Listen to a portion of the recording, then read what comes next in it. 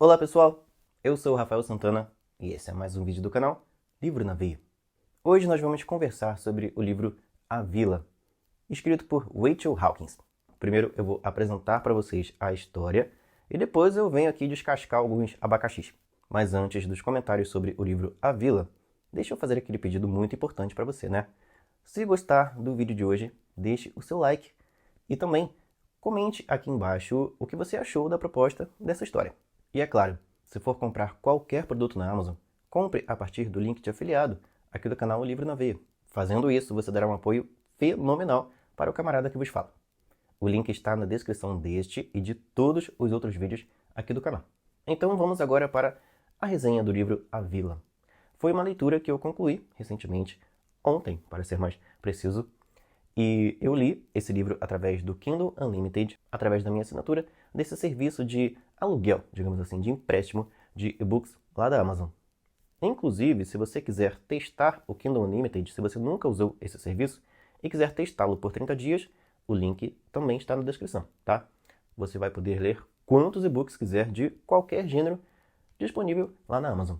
Tanto e-books de autores independentes quanto e-books publicados por editoras. Vamos então para a história de A Vila. Aqui a gente vai acompanhar duas histórias paralelas que vão se interligar. Uma história do passado, que aconteceu no finalzinho dos anos 70, irá influenciar numa história que está acontecendo atualmente na vida de duas mulheres. Aí na parte do livro que se passa nos anos 70, também temos duas mulheres bem importantes aí nessa trama. Vou apresentar primeiro então os personagens de cada uma dessas épocas, tá? A gente tem, nos anos 70, 4 personagens, na verdade 5. A gente tem a Mary, a Lara, o Pierce, o Johnny e o Noel. A Mary, que é meio que a protagonista desse núcleo da história que se passa nos anos 70, ela é uma jovem de 19 anos que passou por algumas situações não muito agradáveis na vida. Ela perdeu a mãe no seu nascimento, no seu parto, ou seja, ela meio que carrega em si uma espécie de culpa por ter causado a morte da mãe, que era uma artista em ascensão, uma pessoa conhecida no meio, né, artístico, e muitas pessoas admiravam, gostavam dela. Então, tem meio que uma comparação também rolando por aí, das pessoas com a Mari. As pessoas meio que esperam que ela também se torne alguém relevante, coisa que até o momento ela não conseguiu. O pai da Mari, inclusive, também é um artista. Não me lembro agora se ele era um escritor, mas ele fazia alguma coisa relacionada com arte e também era, de certo modo, relevante. Porém, ela não lidava muito bem com ele, não. Inclusive, ele se casou com uma nova mulher e ela já tinha uma filha, que é a Lara, que inclusive tem a mesma idade da Mari. Então, a partir de uma certa idade, a Mari e a Lara tiveram que conviver juntas, na mesma casa, né, como irmãs postiças. E a Lara tem uma característica bem chata, que eu considero chata em algumas pessoas. Ela se compara muito com a Mari. Ela fica muito numa espécie de competição. Tudo que a Mari tem, eu tenho que ter também. Tudo que a Mari é, eu tenho que ser igual ou melhor. Claro que ela não faz isso, assim, causando uma rivalidade específica ali, clara. Mas, nas entrelinhas, ela sempre faz algo ou sempre se infiltra na vida da Mari para tirar uma casquinha das coisas que a Mari tem. Por exemplo, o pai da Mari era um pai muito mais presente, muito mais carinhoso com a Lara do que com a própria Mari, que é sua filha de sangue, certo? Já começa por aí. E quando a Mari, aos 19 anos, decidiu fugir, ir embora com um homem chamado Percy, que tinha por volta ali dos 23 anos e que já era casado, a Lara vai junto. Ela decide que vai junto. E a Mari acaba aceitando essa situação. As duas vão embora então com esse camarada, com o Percy, passam a viver na casa dele. O Percy é um homem bonito, né, bem aparentado, aquela coisa toda. A paixão se torna a paixão da Mari. E ele abandona então a sua antiga esposa e segue a sua vida agora ao lado da Mari, sua nova paixão. Só que o Percy, ele tem uma visão de mundo um pouquinho, assim, envolvendo relacionamentos, um pouquinho liberal até demais, né? Ele não se casa com a Mari. Ele passa a ter então com ela uma relação aberta, digamos assim. Ele deixa claro para ela que ela pode se relacionar com outras pessoas enquanto eles estiverem juntos e que ele também pretende fazer isso. Ela só não imaginava que ele fosse ter essa relação aberta com a Mari e também com a sua irmã, a Lara. A Mari, claro, não gosta nem um pouquinho dessa situação, mas ela acontece. Não repetidamente, mas a Lara tira uma casquinha do Percy e vice-versa, no meio dessa história aí, certo? Chega um momento também em que a Mari acaba engravidando do Percy e tem o seu filhinho chamado Beedie. Porém, o Beedie falece aos 9 meses a partir de uma doença que ele adquiriu e, por causa da situação financeira da Mari e do Percy, não foi possível fazer um tratamento para que o garoto melhorasse, para que o garoto ficasse bom. E ele acaba falecendo. E isso abalou demais a Mari e também trouxe ali algumas rusgas, alguns atritos entre ela e o Percy. Por quê? O Percy, ele meio que cortou os laços com a família dele, que tem uma boa condição financeira. A Mari também cortou os laços com o pai. E os dois meio que não tem muito, assim, financeiramente falando, para se sustentar. Nenhum dos dois tem um trabalho fixo, tem um trabalho bem remunerado. E o Percy, ele quer se tornar músico. É o sonho da vida dele. Compor músicas, cantar, tocar. Só que ele ainda não chegou lá. Ainda não conseguiu nada. Ele tem talento, mas ainda não, sabe, ainda não teve a oportunidade. E nessa busca infinita por uma chance de crescer, de se tornar alguém no meio artístico, o Percy acaba ficando a ver navio nesse quesito de sustento da família, certo? Ele até faz algumas apresentações, participa de alguns shows e tal, mas o dinheiro que ele ganha não é suficiente para eles se manterem por muito tempo.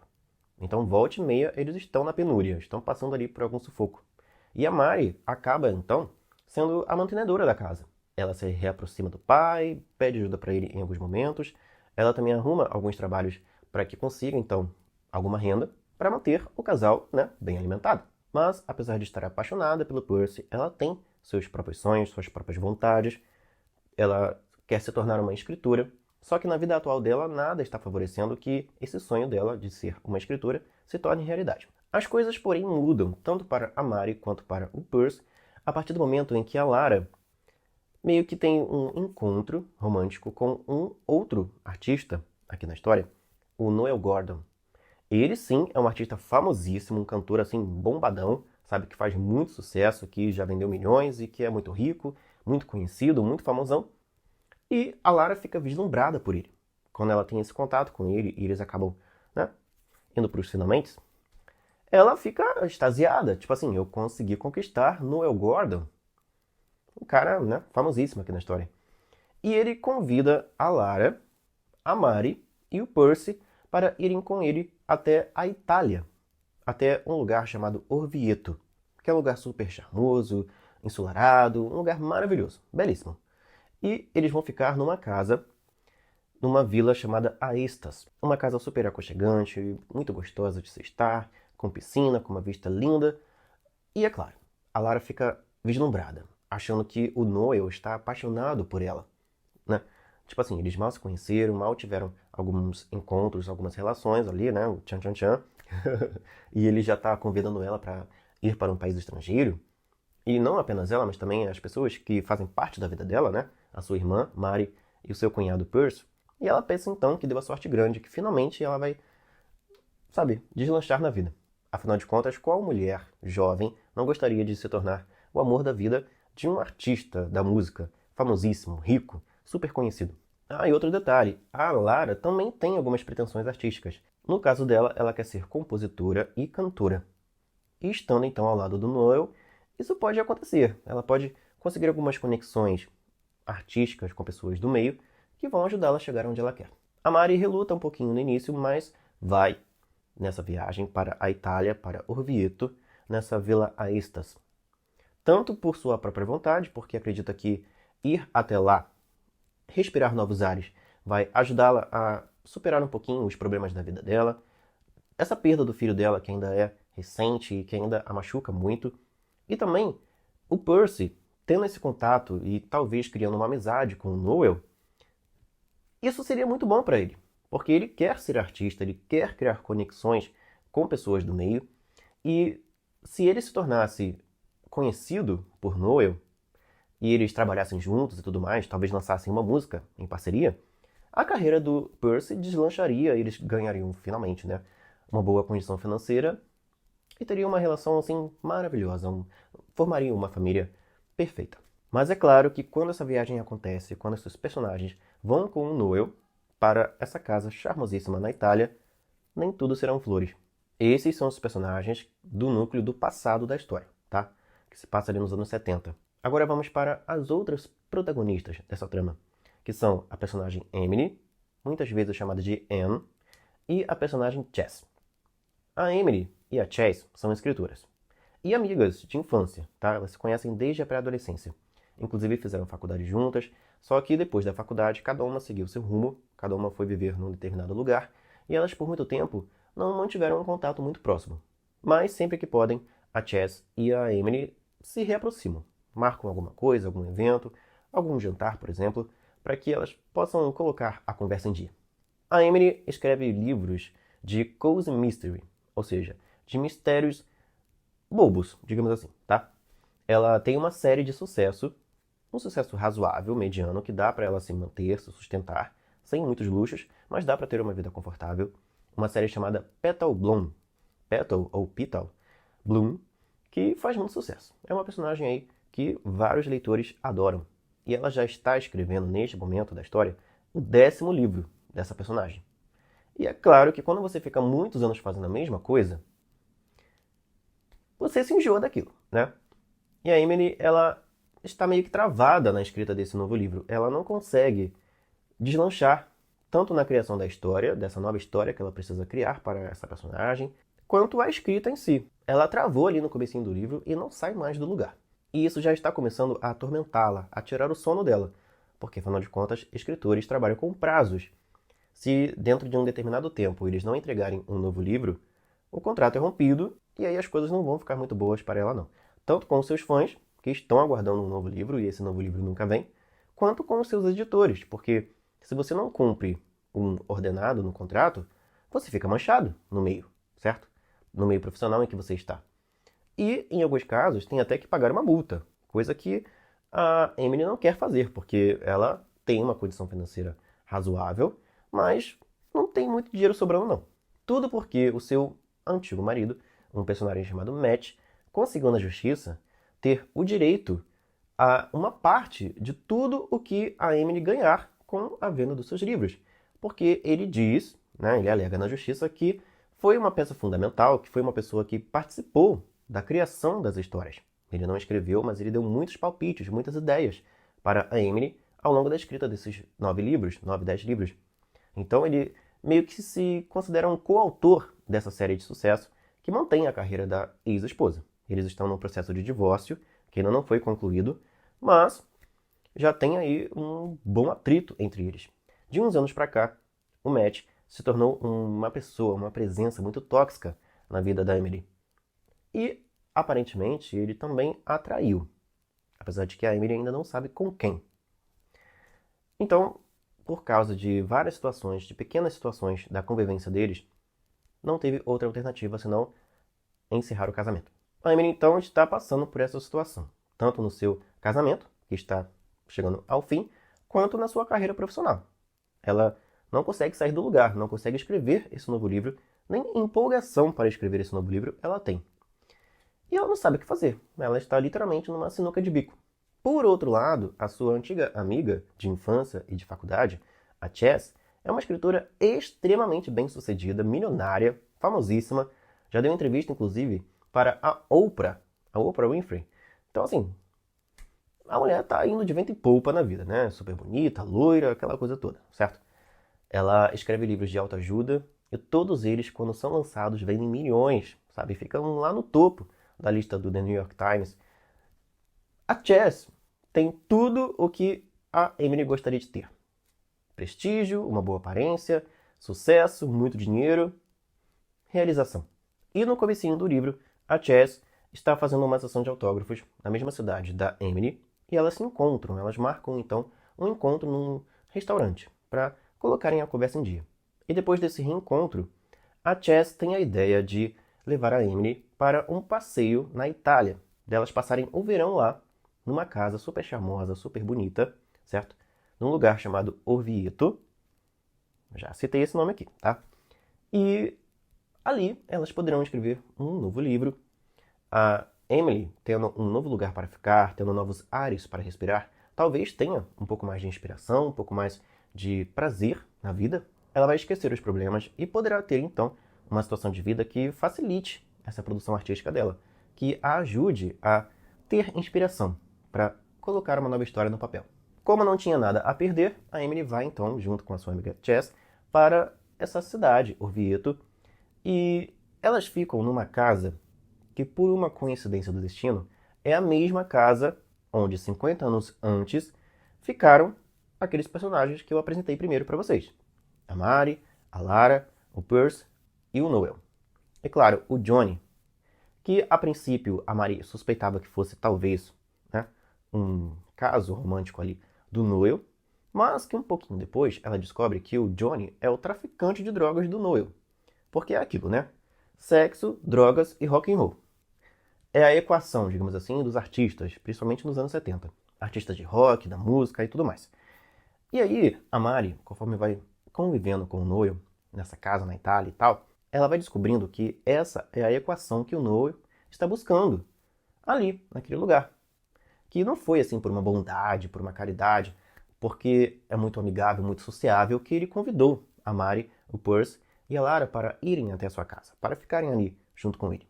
Com o Percy, ele pretende ter o rock and roll, ou seja, produzir músicas, né, compor músicas e gravar novas músicas. Com o Johnny, ele pretende ter as drogas, certo? Que o Johnny é o seu traficante pessoal. E com a Mari e a Lara, ele quer ter o sexo. Ah, e numa determinada cena, com o Percy também. Tem uma situação aqui bem complicada, sabe? Entre três. O Noel, a Mari e o Percy. Uma saliência danada. E aí, inclusive, depois desse tchan-tchan-tchan 3, que a coisa vai começar a deslanchar aqui na história. Mas deslanchar não para cima, tá? Para baixo, numa ladeira abaixo, tá? Vai tudo começar a dar errado no convívio desses personagens nessa casa a partir desse... Como é que isso se chama? Eu não vou falar aqui porque eu não sei se o YouTube vai encrencar comigo. Mas, né, nesse trio, certo? Romântico aí. Enquanto a gente vai acompanhando em cenas intercaladas o passado e o presente de duas viagens distintas para essa mesma casa, a gente vai vendo na parte do futuro, tá? Na parte do presente, na verdade, em que estão as personagens Emily e Chess, a gente descobre que houve um assassinato nessa casa. Um homem chamado Percy foi morto ali por alguém, certo? Que estava ali naquela casa 50 anos no passado. A princípio isso incomodou mais a Emily do que a Chess, e conforme os dias se passam, e ela vai descobrindo um pouquinho mais sobre o passado dessas pessoas, desses personagens que estiveram ali naquela casa, e nessa viagem que terminou, nessa morte brutal desse homem, o Percy, a Emily começa a se interessar muito por essa história. Porque depois de toda essa situação, desse assassinato, dessa morte, a Mari se tornou uma escritora famosíssima, com um livro de terror, e a Lara se tornou uma cantora também muito famosa, com um disco que ela lançou, com músicas escritas e inspiradas nessa viagem, nesse período de tempo que ela passou na Itália. Ou seja, os acontecimentos dessa viagem que terminaram com uma morte gerou, um pouco depois, um grande livro de sucesso e um grande álbum musical também de sucesso, da Lara e da Mari. Então, toda essa história, todo esse imbróglio causa muita curiosidade na Emily. E ela decide então que não vai escrever nada sobre a Petal Blau, sua personagem famosa. Ela vai escrever um novo livro, talvez de não ficção, sobre o que aconteceu nesse verão dos anos 70, em que a Mari, o Noel, o Percy, o Johnny e a Lara estiveram ali naquela casa. O que teria acontecido? Qual foi a trajetória que levou à morte de um deles? E a esse sucesso estrondoso da Mari e da Lara? Que mistérios, que segredos haverão por trás de toda essa história cheia de altos e baixos? Essa foi então a minha apresentação do livro A Vila. É essa a trama que você vai encontrar nessa história, tá? Não vou dizer o restante do livro, o que vem a seguir, até porque, agora vem a parte crítica da resenha, não tem tanta trama assim. Dá até a entender que tem muita coisa para acontecer na história e tal e tudo mais, mas não tem. E isso é um pouco desanimador durante a leitura, tá? A escrita da Rachel não é uma escrita ruim, porém, quando você já sabe quem vai morrer e num determinado ponto do livro já é dito quem cometeu a morte, né, o assassinato do Percy, aquilo meio que dá um banho de água fria na gente, porque não tem mais mistério no livro. mais ou menos ali na metade do livro, a gente já sabe quem é a vítima e quem foi que causou a morte da vítima. Então, o que eu tenho que acompanhar aqui? Que trama, que mistérios ainda há por trás dessa história para eu acompanhar, para eu tentar decifrar? Vem algumas reviravoltas que pra mim, sabe, não foram assim tão incríveis assim, né? Envolvendo esse assassinato e envolvendo a relação das duas, da Chess e da Emily, que é uma relação meio conturbada, meio sanguessuga, sabe? A Chess não é uma amiga assim, aparentemente, né? Ela parece ser uma ótima amiga, mas não. A Chess não é uma amiga maravilhosa, né? Ela é, e sempre foi, de certo modo, uma sanguessuga da Emily. Além dessa questão do assassinato do Percy, que poderia ser uma alavanca para a história ter, né, um sentido, ter uma graça maior, mas que acaba não tendo, porque a gente já sabe quem cometeu o assassinato. E já deduz logo de cara por que aconteceu esse assassinato. E quando vem uma reviravolta envolvendo essa morte, a gente pensa assim, tá, a outra versão era melhor. Essa reviravolta não foi tão reviravoltesca assim, não foi tão agregadora assim na trama. E a reviravolta que acontece lá com a Chess e com a Emily também era uma coisa que já estava muito previsível. A reviravolta envolvendo uma traição, tá? Já estava na cara o que é dito pela história, o que a autora nos revela mais pro final do livro. Todo mundo já estava sabendo daquilo, né? Todo mundo que começou a ler a história já estava deduzindo que a Chess não ia fazer toda aquela bondade por nada. Outro problema do livro, além do mistério piegas e das reviravoltas sem graça, são também os personagens. Eu não consegui ter empatia, não consegui gostar de nenhum desses personagens. Nem dos personagens do núcleo do passado, nem da dupla de amigas, da Emily e da Chess. Não vi graça em ninguém aqui nessa história, sinceramente. E o final também foi bem... Ou seja, para mim, a leitura de A Vila foi bem mais ou menos. O livrinho insosso, né? Um macarrão sem molho. É o que é esse livro. Inclusive, eu teria largado ele no meio do caminho. Só não fiz isso porque ele não é tão grande assim. Então eu falei, bom, vou ir até o final, né? Vai que mais pro final tem alguma coisa que salve essa história. Algo que não aconteceu, né? Infelizmente. Então esses foram os meus comentários sobre esse livro. Se você ainda quiser ler essa história e tirar as suas próprias conclusões, você pode ler através do Kindle Unlimited. Até o dia em que eu estou gravando esse vídeo, A Vila, de Rachel Hawkins, está disponível no Kindle Unlimited. Então, se você for assinante, pode ler por lá sem nenhum custo a mais, certo? Não vai precisar comprar o livro. Ou, se você quiser comprar, compre a partir do link de afiliado aqui do canal. Eu vou ficando por aqui. Um forte abraço para você que viu esse vídeo até aqui, que deixou o seu like e que vai dizer aí embaixo se já leu essa história e se teve a mesma impressão, as mesmas opiniões que as minhas. Mas lembre-se que opinião, cada um tem a sua, tá? Cada leitor vai enxergar a história, a experiência de leitura de uma determinada forma. Eu não vi graça nenhuma nesse livro, mas você pode amar. Então, fica a critério de cada um. Só depois que a gente lê que a gente pode cravar uma opinião sobre uma determinada história, tá? Eu vou ficando por aqui. Um forte abraço e até o próximo vídeo. Tchau!